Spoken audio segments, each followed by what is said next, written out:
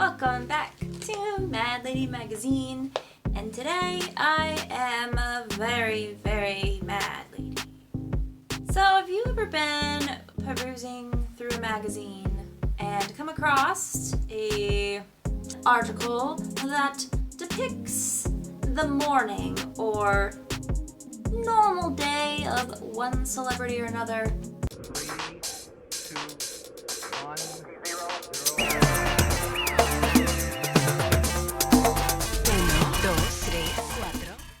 I certainly have. And I thought, you know what? What might it be like to walk a mile in their shoes? So I've created this segment called Celebrity Copycat, where I follow these strategically written articles about a celebrity's morning or day or routine, and I try to recreate it. So starting off, we have this December 2020 Women's Health article about Ariela Safira, who's the founder and CEO of Real, a mental health startup that offers affordable therapy for women. So she has quite the get up and go mentality. I like to say that being raised by an Eastern European mother would make anyone a morning person. I'm typically up at 6 a.m. and I'm not one to lie in bed. 6 o'clock, woke up. I normally like to lay in bed and contemplate my life's choices. And then maybe fall back to sleep. But no. This girl just likes to up and at 'em. So now I have to make my breakfast according to her and some coffee. And I'm on the treadmill. Why do people do this to themselves? I get up and change into my exercise clothes. I have 9 pairs of the same outfit, black leggings and a quarter zip-up top. I eat the exact same breakfast every day too. I don't like making decisions in the morning. It's an egg and cheese on an English muffin with truly too much sriracha dumped on it that I don't know what the breakfast sandwich tastes like itself. I down a cup of instant coffee.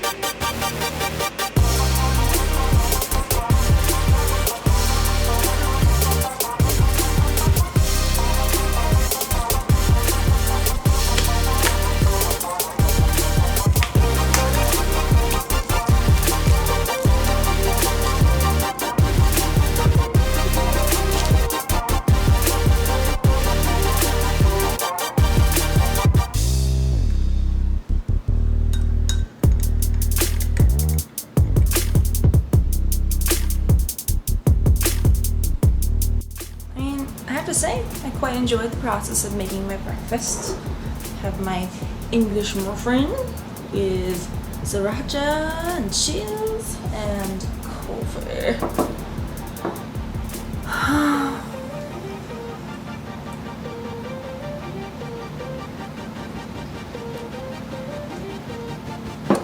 Instant coffee's gross.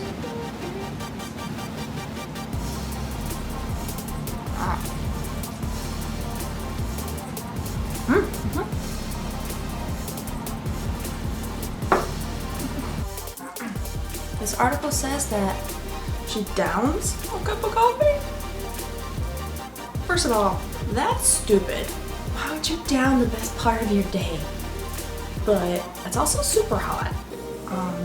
So I'm going to tentatively sip my coffee until it's done, while looking at some new magazines. Then head out for a 30-mile bike ride up and down the West Side Highway and into Central Park. And we're off. So I think that I'm probably gonna either do 45 minutes to an hour to try to closely replicate what she does. See you on the flip side. Cycling isn't often listed as a mindfulness technique, but it is for me. The headspace other people tap into while doing yoga or meditating is incredibly similar to what happens when I'm biking. After my ride, I shower and use CeraVe facial cleanser, my go-to. Somewhere between 9:30 and 10, I go to my little office, which is literally just a corner of my apartment. I'm very intentional about the fact that I have many hours in the morning before I answer emails. I want to feel like my day's purpose isn't work. It's not an investor meeting that's waking me up. It's my eagerness and excitement to live. Bright, too bright. And now, I get to film my opening and my closing. How very, very meta.